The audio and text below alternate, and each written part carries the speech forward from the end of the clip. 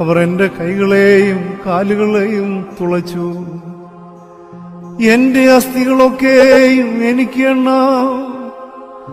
അവർ എന്നെ ഉറ്റുനോക്കുന്നു.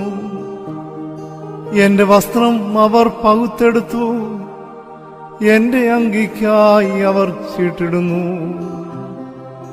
നീയോ യഹോവേ അകന്നിരിക്കരുതേ.